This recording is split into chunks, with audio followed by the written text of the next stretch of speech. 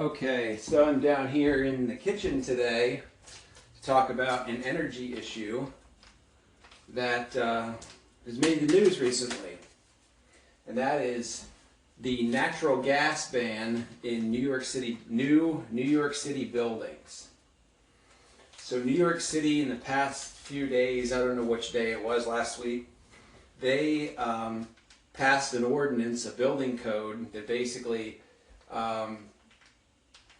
prohibits new buildings from having gas-fired heating, water heaters, and cooking appliances installed in those in the building in those units. And this is a pretty big deal, right? That's the biggest city in the United States, and there's a lot of apartments, a lot of buildings, a lot of development that goes on there. And so this is a pretty important situation. And it's kind of remarkable because New York City is known for having very laggard plumbing codes and things like that because of the strong union environment that's there in the trades, like the plumbers, pipe fitters, and all that stuff. And I can remember hearing about waterless urinals in New York City whenever they were first, became a thing in the plumbing world, that the plumbers unions, among other people, were really resistant to allowing waterless urinals in the plumbing codes, because if you think about it, a waterless urinal takes away half of the plumbing labor because you don't need to run a water line to the urinal. So they're like, well, this is going to reduce the amount of work for us. Being a plumbers union or labor, in the trade unions, we have to not run, we don't, if we're going to do waterless urinals and they're not going to run water lines, oh my God, what are we going to do? We're not going to have that plumbing work anymore. So in various locations, I don't know whether New York had this or not, they actually are required that if you were going to install waterless urinals in your facility, that you still had to run the water lines to behind the wall to the urinal, even though you weren't going to use them. Just in case the day came where you wanted to change out the waterless urinal for a water urinal. Because the other thing that everybody tried to do was claim that waterless urinals were crap and they smelled bad and all this nonsense that was just a result of poor maintenance and early designs. But what does waterless urinals have to do with gas? So, New York City and gas. You're going to say that we're not going to allow gas in buildings. Gas requires a lot of plumbing and a lot of pipe work. And the people who install gas are not going to have as much work to do when you don't have gas. So we're going to take some of the work from the plumbers and the pipe fitters and give it to the electricians, because the energy is going to come to your appliances in the form of electricity instead of gas. So being that this gas prohibition has passed, they must not have had the same level of controversy as was present with waterless urinals. So I thought that was interesting. The other thing with it is that I think is a bit of a disservice is that it's being promoted as purely a climate change issue for reducing greenhouse gas emissions. And we're not considering all of the other benefits that go along with going to electricity. But that just seems to be the way that it seems like those in power feel that that's the most effective way to promote it. I guess if they think that's the case, then whatever. But I basically am going to go over some of the cultural and technical issues with gas versus electricity. So I have gas in my kitchen here with my cooking appliances. My stovetop is using gas, like probably half of American homes. I think it's about half and half gas and electric in the U.S. And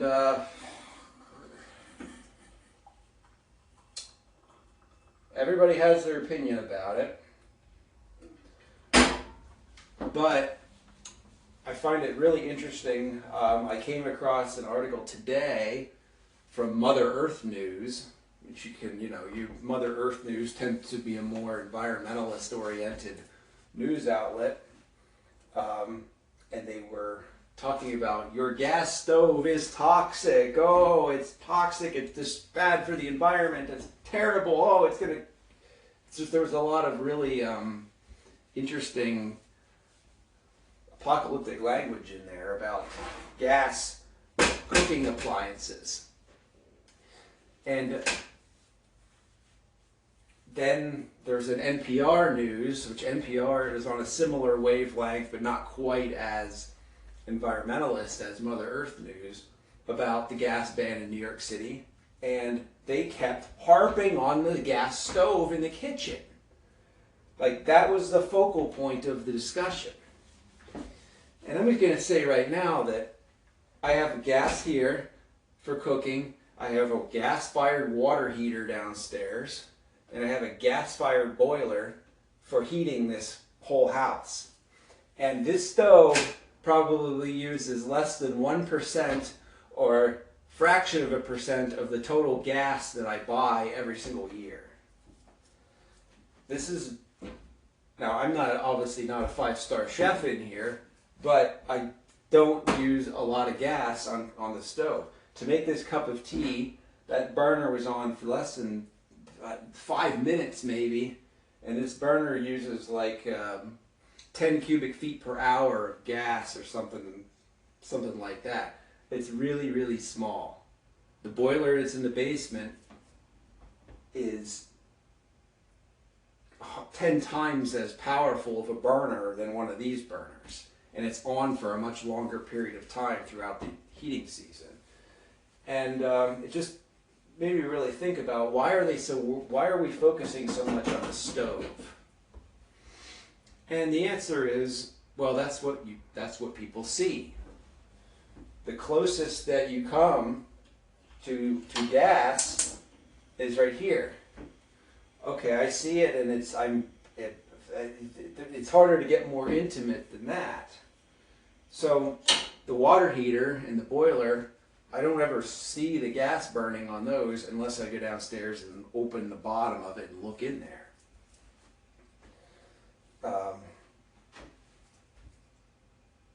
Your shower. You take a shower, the water's hot. Are you in the shower? Oh, this water was heated by gas. It's so much nicer than the electric. Oh, the electric water is so much worse or so much better than the gas. It's such a nicer heat and all this. Like, nobody says that. That isn't something that we say. Who cares whether your water for your shower is heated with electricity or it's heated by gas or it's heated by something else? Nobody gives a what. But with our stoves, people are a lot more picky about it.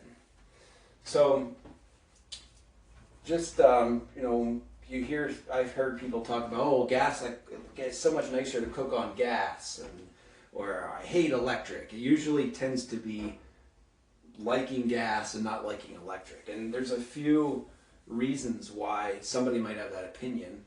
Because I have cooked on gas like this. I've cooked on the electric with the coils, and I've also cooked on the glass top electric stoves with the heating element that's under the glass.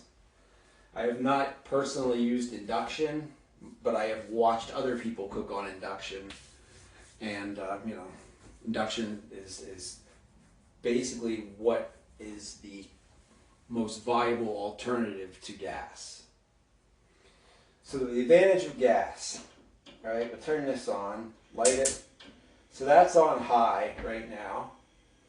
And the reason why you see gas being liked so much by a lot of cooks is that when you turn the valve, that flame responds basically instantly. It goes up and down. It gets bigger, it gets smaller. It's very, very psychologically, this is extremely easy to understand. It gets hot, big. A big flame means a lot of heat. a small flame is a little heat. I simmer down here and I get this little tiny flame, and it's very easy to understand. You can look at the flame and see, okay, that's how much heat I'm getting. Now with an electric, with the old-fashioned, you know, the round coils that you tend to see on the less expensive stovetops, the problem that they suffer from is what's called thermal inertia. So a gas flame is almost massless. It's gas, so there's not a whole lot of material here that's hot. So when you adjust it up and down, you aren't waiting for the metal to cool up or heat up and cool down when you adjust the flame. Whereas with the electric, there's quite a bit of mass there in that heating element.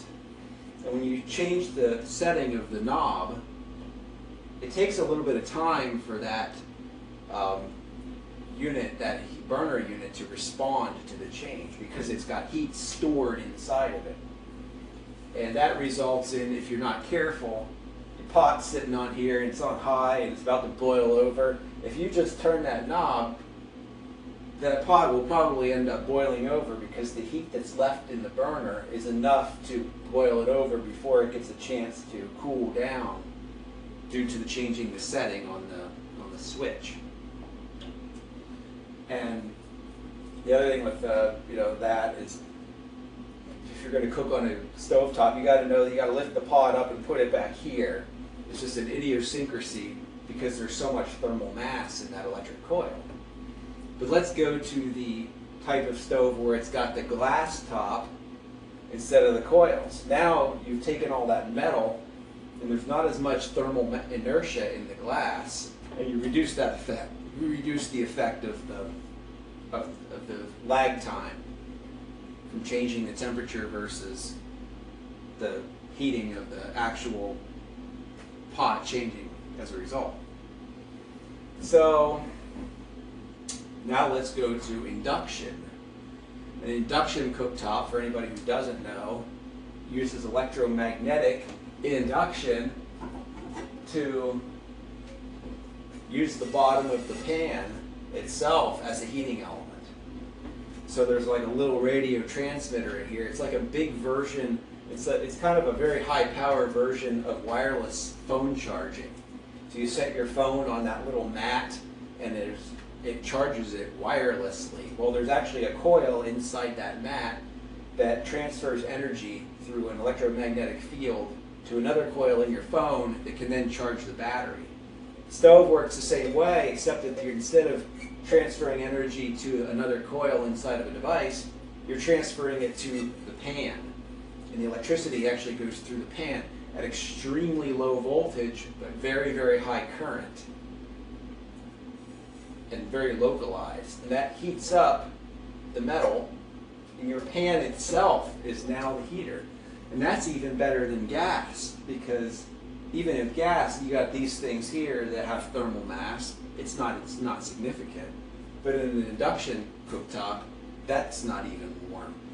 You know, a lot of the induction cooktops, when you're cooking on there, the hottest that surface is going to get is whatever temperature the pan is. Whereas with the gas, that's going to be very hot. It's still a little warm here because the flame is directly impinging upon it. So that's kind of like why people like gas. Very simple technology, very easy to understand. It's up and it's down, it's up and it's down. But that doesn't mean that doesn't mean that it cooks any better than induction would, or even electric, as long as you can deal with the idiosyncrasies of the thermal mass and the heating elements. So that's one of probably one of the reasons that the familiarity with the fuel type, you don't really get up and close with your water heater or your furnace or your boiler. But your stove, you're standing right here, you're cooking. So people have their emotional attachments to whatever energy source they have in their kitchen.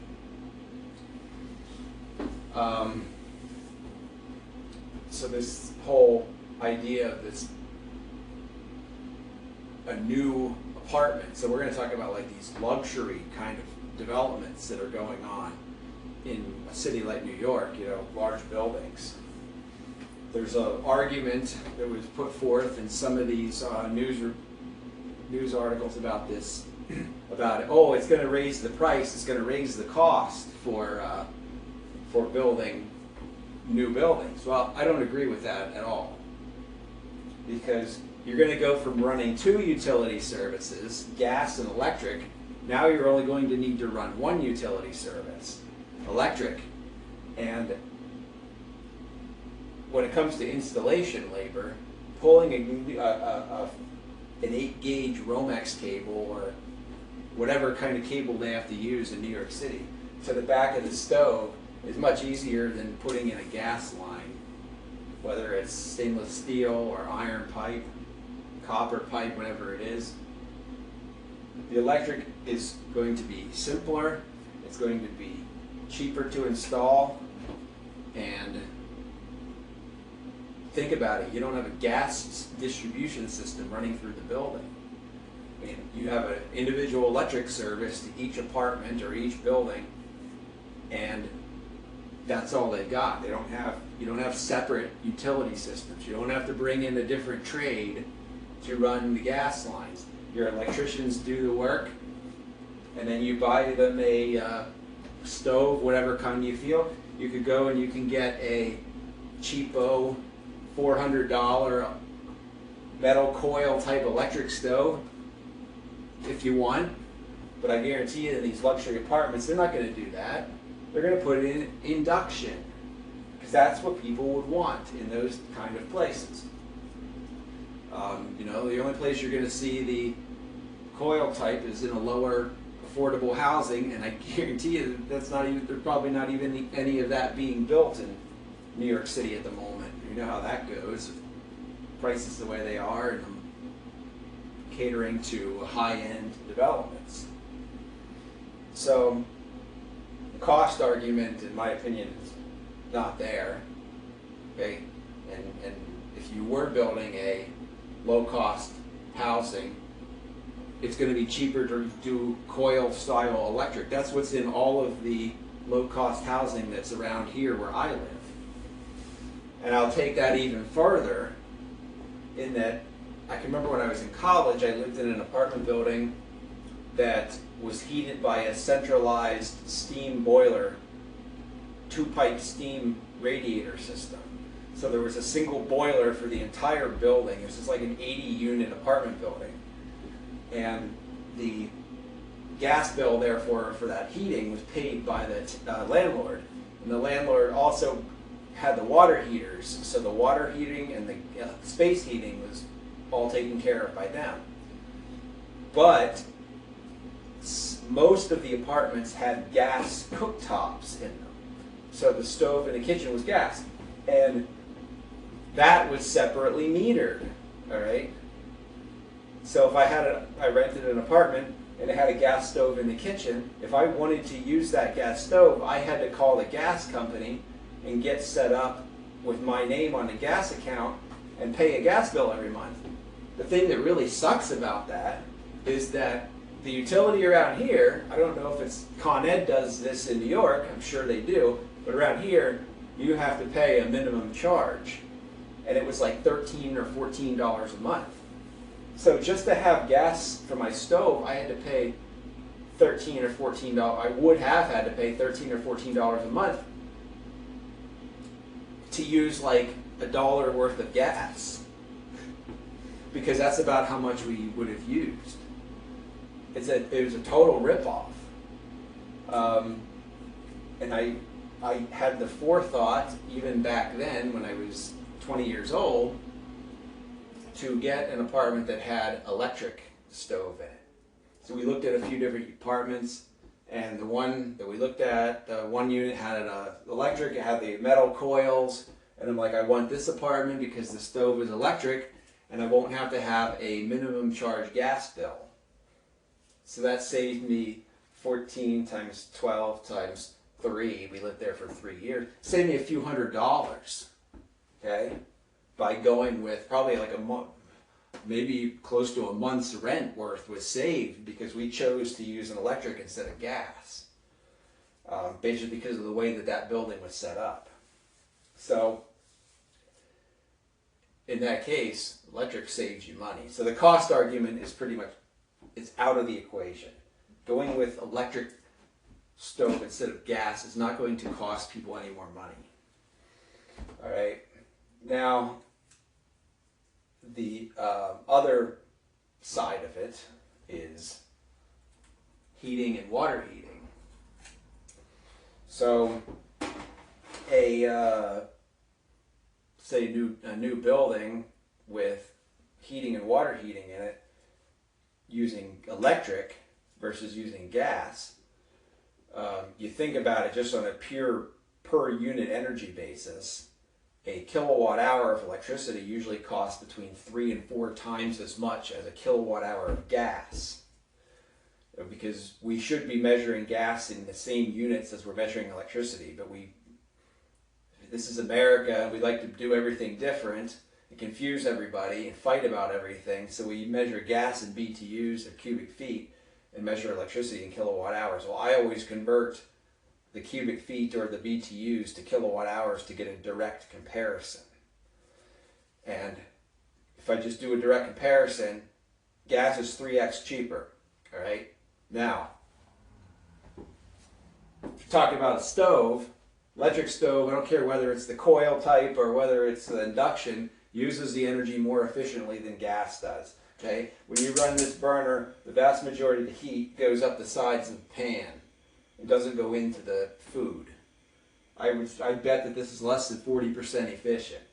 Okay, electric is probably anywhere from 60 to 95% efficient. Induction being the higher number. Okay, but then we're talking about heating systems and water heating. Now, the old-fashioned way you did electric heat was resistance heating. So you used the electricity and you converted it directly into heat using coils, a heating element, resistors. And that's not the way that you're going to see buildings being heated with this gas ban in place. Because number one, that would put a very large load on the electric utility during cold weather. It would be a big problem. And second of all, it costs a lot, 3x more per BTU per kilowatt hour for the consumer. Instead of putting in a gas furnace that burns fuel, has to be vented outside, and then on top of that installing air conditioning that also has to go outside for the condenser side of the air conditioner, we're just going to have heat pumps. And the heat pump is going to function both for heating and for cooling. And everyone's like, well, that's going to be more expensive. No, it isn't. Because are you going to build a new residential development with no air conditioning? No, you're not going to. And if you're going to put air conditioning in, it makes total sense to make that air conditioner reversible so that it will heat the building in the wintertime.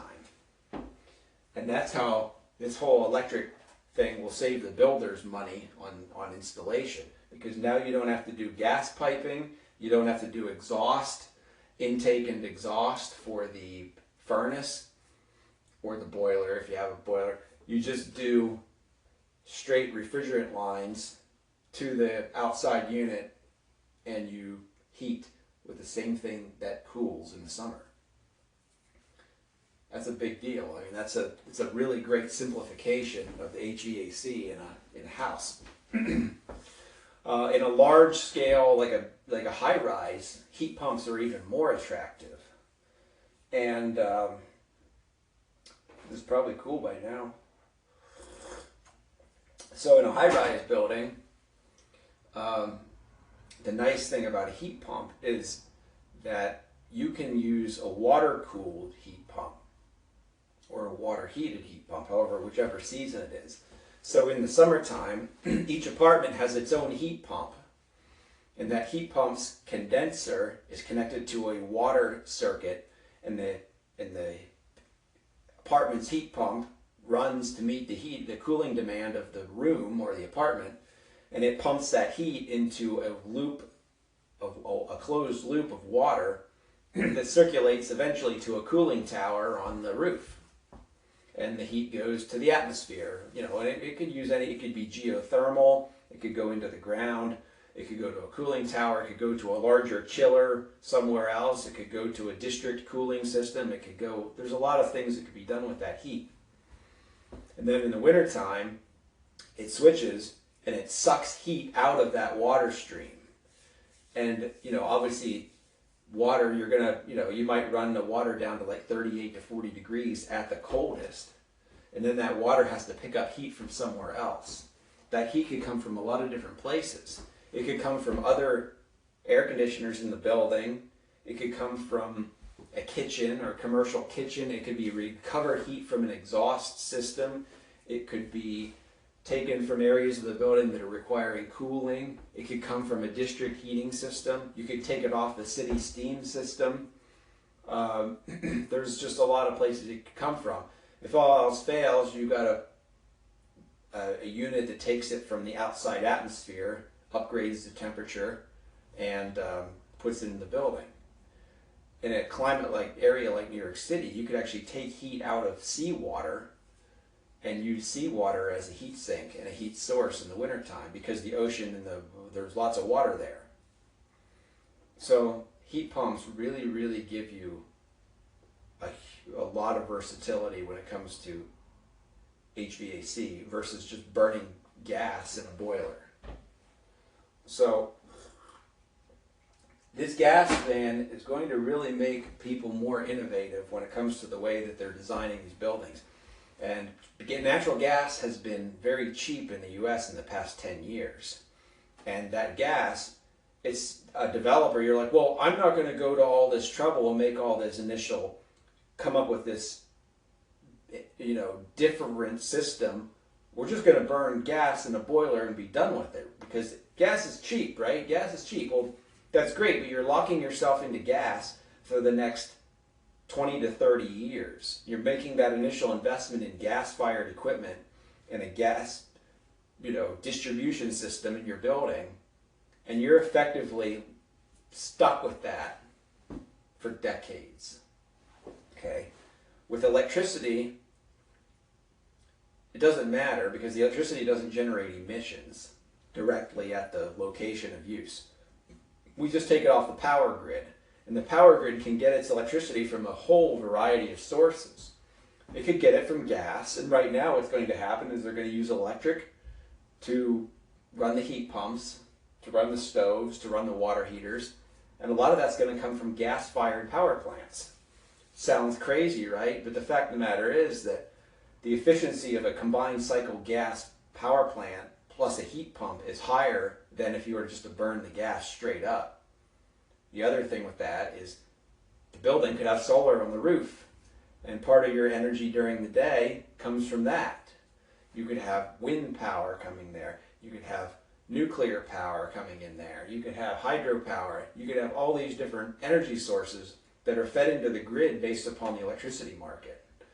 And it's the versatility of that on a large scale in the energy market is much better than a bunch of buildings investing in gas infrastructure, and you just have to wait for that gas infrastructure to kind of die out over decades versus the active management that you get in the energy market. So that's the main draw is like we can't invest in all this gas infrastructure and then 30 years from now tell everybody they have to change, you know, and go in and tear this stuff out. That would be, that's very short-sighted because it's basically, that is costly. We need to have the vision right now to say, okay, we're going to build a new building today. We're not going to use gas, we're going to use electric because we don't want to be stuck with emitting infrastructure and locked into a single energy source, that's natural gas, for the next 30 years when we could just use electricity and our electricity market will find the most economical energy source. Wind power, solar power, and that economy varies throughout it varies by the minute and the hour. So like right now, wind power may be the cheapest source. The wind might stop blowing in about 30 minutes, and then suddenly natural gas combined cycle becomes the cheapest source. And then tomorrow when the sun comes up, solar energy is the least expensive, and the electricity producers ramp each one up and down as the availability is there. And then you're in your house cooking or taking a shower or whatever, and you don't know the difference. So that's really the beauty of going with all electric.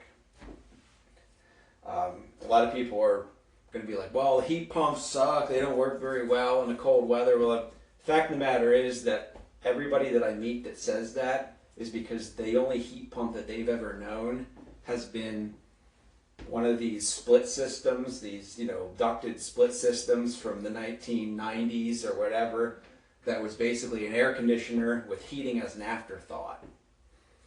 Most of the heat pumps that were installed in houses that I'm familiar with, where they've got the big outside condensing unit and then it comes into the basement and there's a air handler and ductwork, those were air conditionings, like 13-seer air conditioners.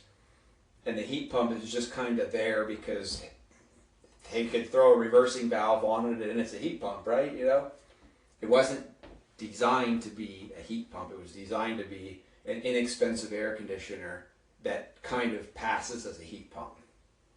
But we have heat pumps nowadays. If you look into Mitsubishi Electric and LG and Daikin and all these different companies that make these inverter-driven units, whether it's mini splits, ducted systems, ceiling cassettes that go up into the ceiling, air to water systems that actually heat up water for like radiant floors. These are technology that's so far and beyond the junk that was sold 20 years ago that it's amazing. So I'm eventually going to get probably mini split systems in my house with 3-zone with a unit that sits outside, and I'll be able to use electricity for heating or gas depending upon whatever I feel like. I'll probably end up running the electric more just because, and then I have air conditioning in the summertime.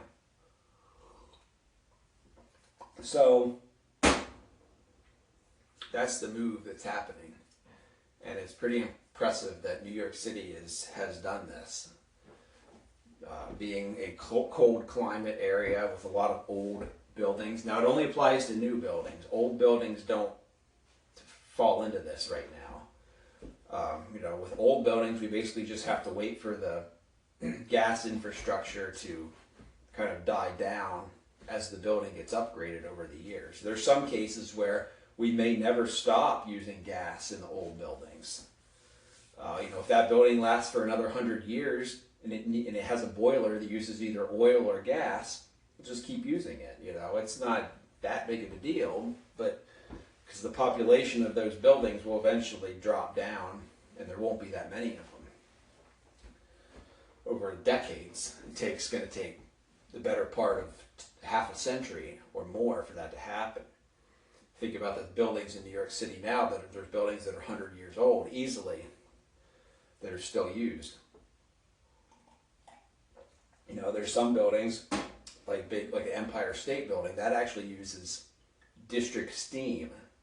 So they have underground steam pipes, and that steam actually heats a lot of those large buildings. They don't even have boilers on site.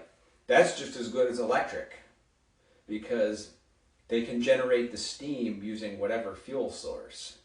You could use electric to make steam. Sounds crazy, but it's physically possible. You could generate steam. There's even high temperature heat pumps nowadays that can generate low pressure saturated steam. 120 degrees Celsius, kind of just above boiling. But that's mostly for industrial use. So there's a lot of possibilities when you have the individual people, individual apartment dwellers, individual homeowners, individual consumers, when they don't have to be concerned about the energy source